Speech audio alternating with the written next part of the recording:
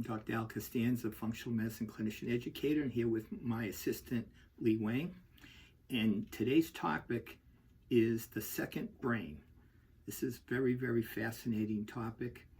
The second brain is basically your gut. When I say the gut, I'm talking from the sinuses down to the other end, where most of your immune system resides, and it has a huge impact on our health. So Lee, you want to give us some information on that, please? Yes, and the gut and the brain are closely connected. Many people call the gut the second brain. About 90% of the body's serotonin and 50% of its dopamine are made in the gut. This chemical helps control digestion, can also help our mood. Our gut has its own nervous system called the enteric nervous system. With millions of the neurons, it uses many of the same neurotransmitters as the brain. The gut and the brain communicate through the vagus nerves. Most of the signal of this nerve travel from the gut to the brain. This shows that a healthy gut is important not only for digestion, but also for mental health. Eating healthy food, getting enough sleep, and reducing stress can all help keep the gut and the brain healthy. In functional medicine, they basically teach us as the gut is like a tube outside of the body. In other words, it has its own way of surviving and influencing. But there is that huge gut-brain connection. So you have these enteric nerves, there's over 100 million of them, and it has a great impact on our nervous system, particularly the neurotransmitters, neuromodulators of the brain.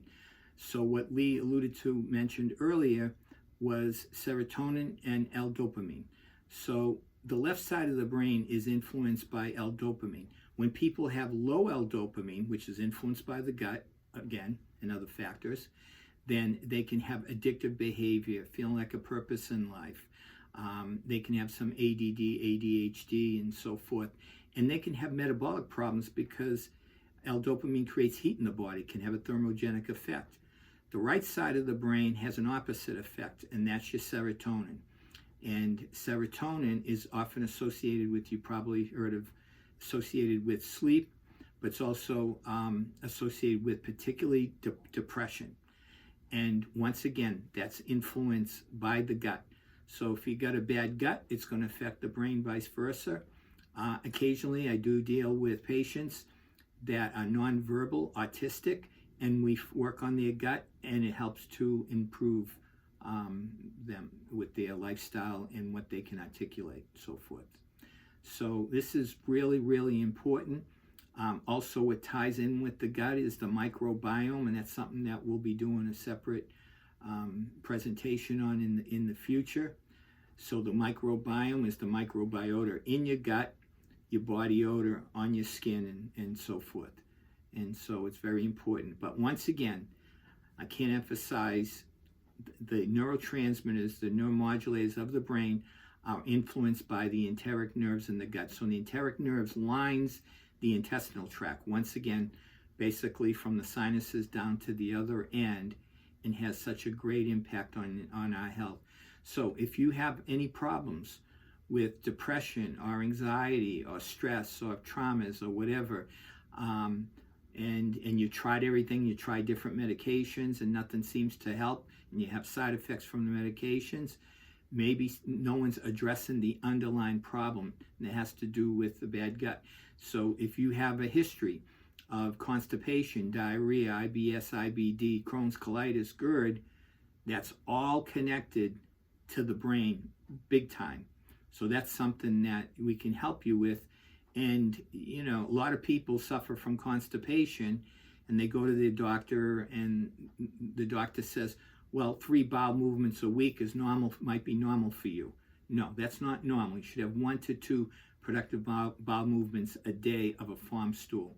So anyways, this is something that if you're interested in, we can get into. Lee, is there anything else that you can think of you want to add to that, or is that pretty much it? I I feel so grateful you provide so meaningful the kids. That's really meaningful for our life. This is an important topic.